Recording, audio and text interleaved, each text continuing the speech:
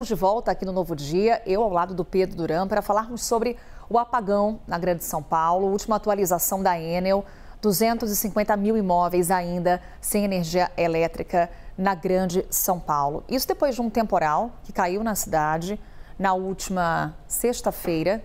Então já chegamos à terça-feira ainda com imóveis sem energia elétrica. E uma cena que a gente acompanhou na cidade de São Paulo, Pedro, é essa aqui. Árvores caídas por conta dos fortes ventos, rajadas ali de 100 km por hora. Árvores caíram sobre fiação elétrica.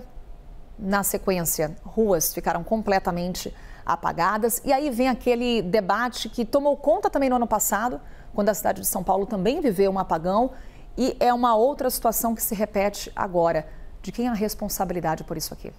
Pois é, Carol, foram quase 400 árvores que caíram na cidade de São Paulo, 400 chamados para os contatos da prefeitura, dos bombeiros, para poder acionar o socorro destas árvores. O que aconteceu? Conversei com o secretário Rodrigo Ravena, do Verde do Meio Ambiente, com o secretário Alexandre Modonese, das subprefeituras, com aqueles que estão envolvidos diretamente no trabalho de atenção a esse tipo de situação, para poder entender de fato qual foi a diferença entre isso que aconteceu neste ano e o que aconteceu em novembro do ano passado.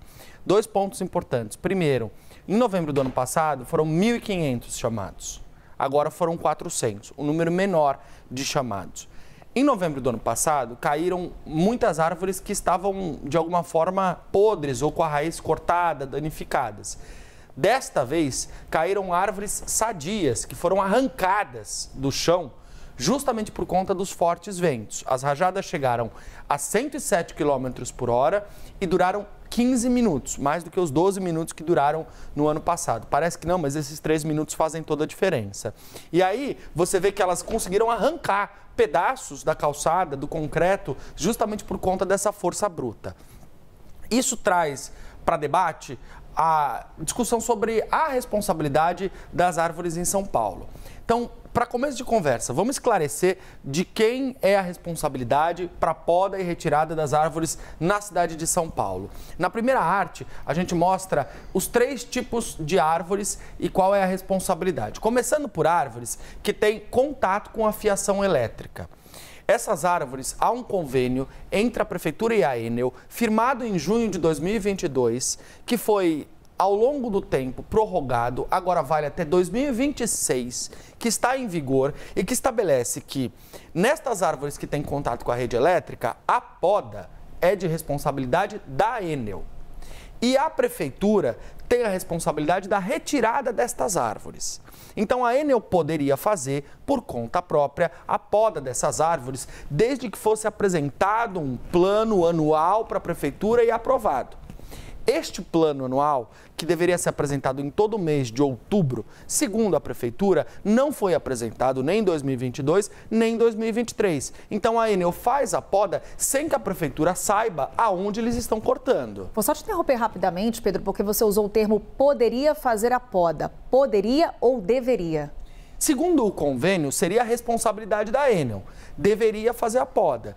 Mas, como a legislação ela determina que isso é atribuição do município, essa singularidade, essa particularidade, ela vai além da legislação. Então, ela é um convênio que ele estabelece uma regra que é maior, mais abrangente, mais específica do que a legislação.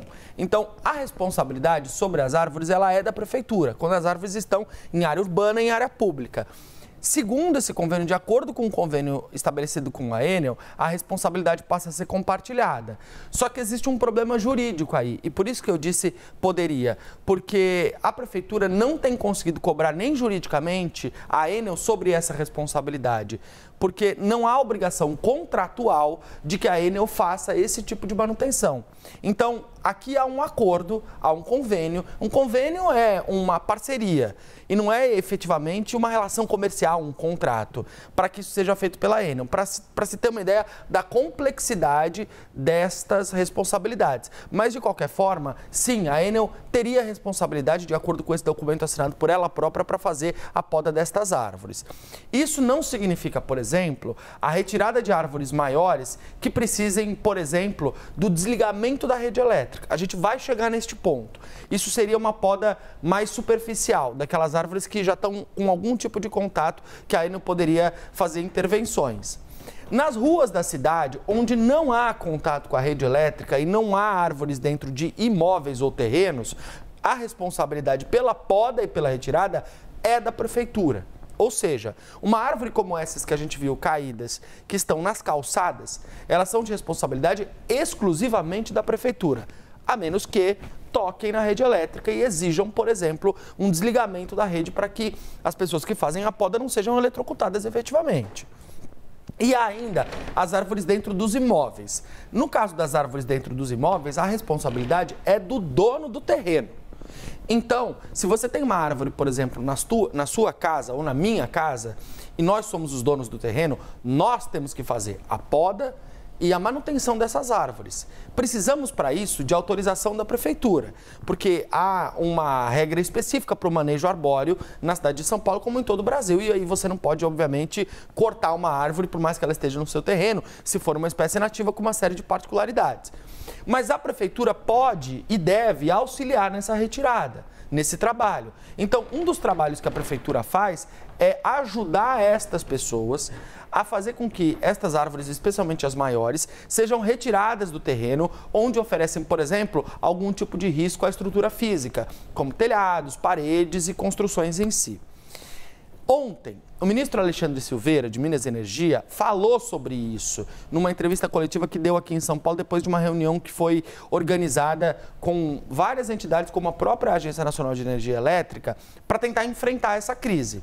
E ele criticou a prefeitura e a Enel justamente pelo fato de não fazerem, supostamente, aquilo que deveriam. Separamos um trecho da fala dele e vamos ouvir o que ele disse. Mais de 50% dos eventos foram causados por árvore caindo em cima do sistema de média e baixa tensão em São Paulo.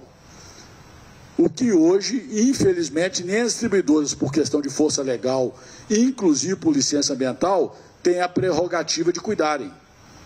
Então, nós estamos levando esse ponto para uma discussão no governo federal, para poder ver se há uma solução legislativa, inclusive, para poder dar essa prerrogativa, porque municípios que não cumprem com a sua responsabilidade de cuidar da questão urbanística em sinergia com o setor de distribuição, tem que dar pelo menos a liberdade ao setor de distribuição de cuidar. Então eu disse que a Enel foi, no mínimo, usei um termo, inclusive, bastante contundente, de que faltou planejamento e beirou a burrice dela achar que ampliar e modernizar para diminuir gente, sem se preocupar com a questão urbanística que está muito aquém do necessário na capital paulista e em alguns municípios da região metropolitana, que ela ia resolver o problema.